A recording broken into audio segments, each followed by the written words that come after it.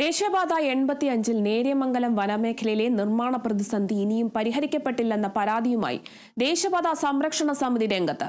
നിർമ്മാണ വിഷയത്തിൽ തീരുമാനമെടുക്കാനുള്ള അവകാശം ചീഫ് സെക്രട്ടറിയെ ഹൈക്കോടതിയെ ഏൽപ്പിച്ചിട്ടും വിഷയത്തിൽ ഫലപ്രദമായ ഇടപെടൽ ഉണ്ടായിട്ടില്ലെന്ന് സംരക്ഷണ സമിതി ആരോപിക്കുന്നു.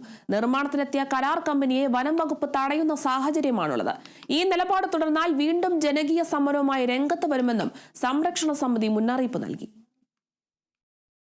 ദേശീയപാത 85 നിർമ്മാണ പ്രതിസന്ധി രൂപം കൊണ്ടിട്ട് മാസങ്ങൾ കഴിയുകയാണ്. നിർമ്മാണ പ്രതിസന്ധി രൂപം കൊണ്ട ശേഷം നടന്ന കോടതി വ്യവഹാരങ്ങൾക്കൊടുവിൽ നിർമ്മാണ വിഷയത്തിൽ തീരുമാനമെടുക്കാനുള്ള അവകാശം ഹൈക്കോടതി ചീഫ് സെക്രട്ടറിയെ ഏൽപ്പിച്ചിരുന്നു.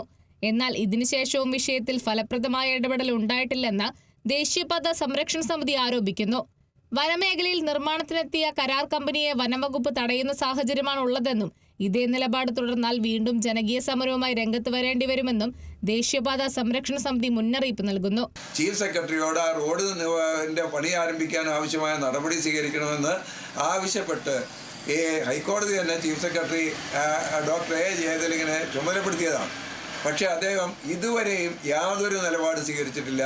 പല പ്രാവശ്യം ഈ കോടതി ഉത്തരവുള്ളതുകൊണ്ട് ചീഫ് സെക്രട്ടറി ചുമതലപ്പെടുത്തിയതുകൊണ്ട് അവിടെ പണി പുനരാരംഭിക്കാൻ വേണ്ടി കരാറുകാരൻ പോയെങ്കിലും 2 പ്രാവശ്യം വനം വകുപ്പ് ഉദ്യോഗസ്ഥന്മാരെ തടയുകയാണ് ചെയ്തിട്ടുള്ളത്.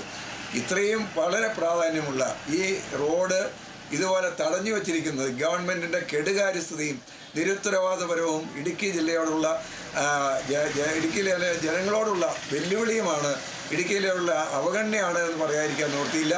അതുകൊണ്ട് എത്രയും വേഗം ഗവൺമെൻറ് ഈ കാര്യത്തിൽ നിലപാട് സ്വീകരിക്കണം. അല്ലാത്ത പക്ഷം ശക്തമായ പ്രക്ഷോഭങ്ങൾ ഇനിയും ഈ പ്രദേശത്തെ ജനങ്ങൾ യാതൊരുവിധ രാഷ്ട്രീയ പരിഗണനകളും നോക്കാതെ രംഗത്ത് വരുന്ന വളരെയധികം ആളുകളുണ്ട്. ആ ആളുകളെ പങ്കെടുപ്പിച്ചുകൊണ്ടുള്ള സമര പരിപാടികൾ ആരംഭിക്കേണ്ടി വരും എന്ന് മുന്നറിയിപ്പ് നൽകിയാണ്. വാളറ മുതൽ നേര്യമംഗലം വരെയുള്ള ഭാഗത്തെ നിർമ്മാണ ജോലികളാണ് മാസങ്ങളായി മുടങ്ങിക്കിടക്കുന്നത്.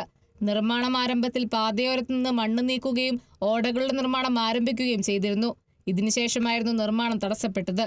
ദേശീയപാതയിൽ മറ്റു ഭാഗങ്ങളിൽ ദ്രുതഗതിയിൽ നിർമ്മാണം മുൻപോട്ട് പോകുന്നുണ്ട്. ഏറ്റവും അടിയന്തരമായി നിർമ്മാണം നടക്കേണ്ടുന്ന ഭാഗത്താണ് തടസ്സവാദം പ്രതിസന്ധി തീർത്തിട്ടുള്ളത്. ഇതിനോടകം വിഷയത്തിൽ നിരവധി സമരങ്ങൾ നടന്നുകഴിഞ്ഞു.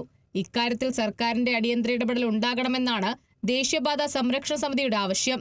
Kerala vision news, Idukki.